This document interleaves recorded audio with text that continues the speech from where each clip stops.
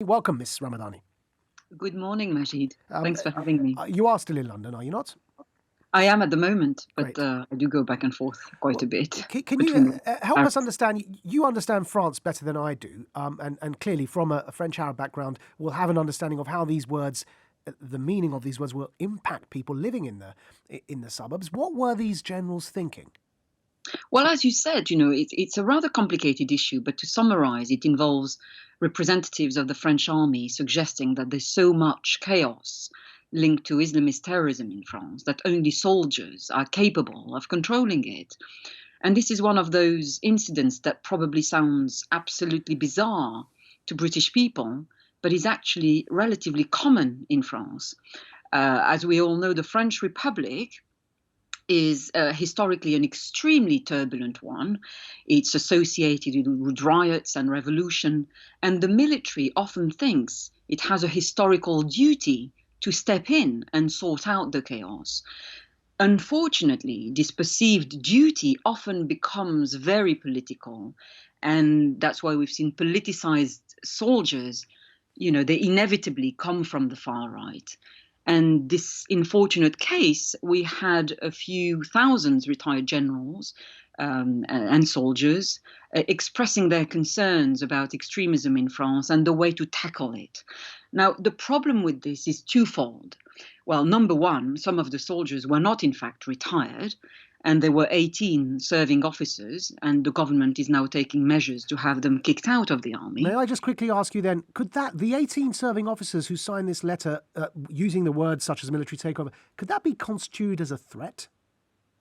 Well, absolutely. I mean, the army is taking this very seriously, and they are basically kicking them out of the institution, and they're being struck off. So that's a very serious offence as far as your position in the military is concerned. And the second big problem with this was that their views displayed extreme antipathy towards Muslims living in France, and particularly those with backgrounds in France's former colonial empire in North Africa. And the deceit was that the despicable acts of terrorism carried out by radicalized killers in recent years were linked to entire Muslim communities and therefore spreading collective guilt. Using the word hordes. Indeed, which is, it's kind of despicable language Does that you that hear. have the same meaning in French as we understand it in English? When you say hordes, it really is a pejorative. Does it land in that way in French?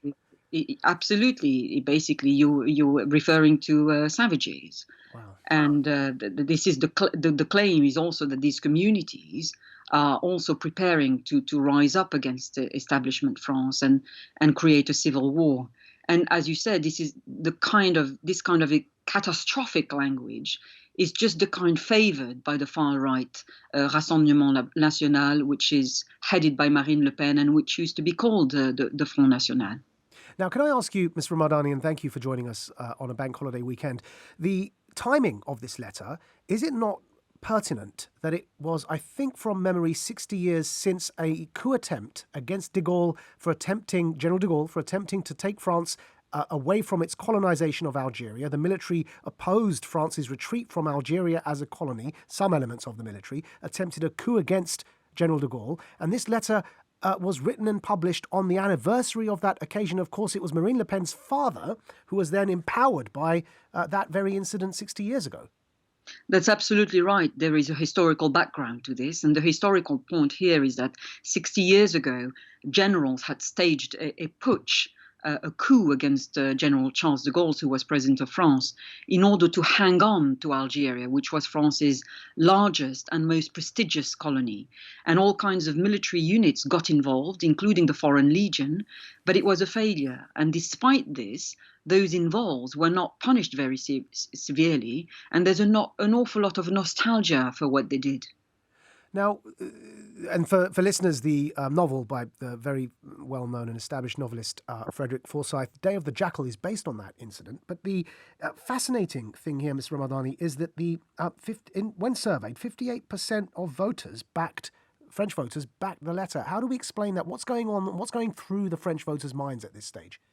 Well, it shows that how the far right Rassemblement National party is making inroads into conservative France using these despicable acts of violence by street criminals.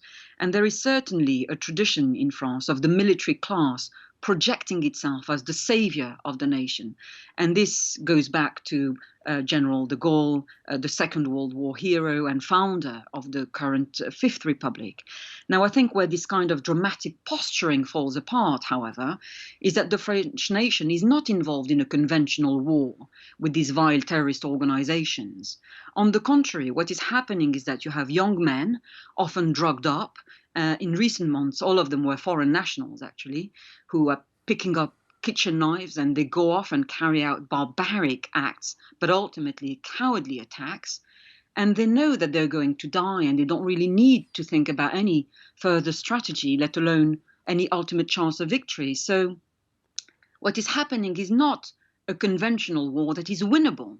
It's a nihilistic succession of street crimes that reflect a security situation that is very specific to the French state, where terrorism has been part of life for decades. I mean, the very word terrorism comes from the French 18th century history period of the Terreur, and the practice has continued unabated, including by army and police officers who were themselves carrying out barbaric terrorist attacks in France in the 60s. The secret army organization tried to assassinate de Gaulle on numerous occasions, and they blew up women and children, including in Paris. So this is a very complex issue, but France's tradition of terrorism goes back a long way, and the Islamist threat is a continuation of this, and it cannot be defeated by military means. Thank you very much. That's all we've got time for today. But please do rejoin us, because I have no doubt these sorts of stories will continue. And I thank you very much for joining us today on your bank holiday weekend. Nabila Ramdani, a French journalist and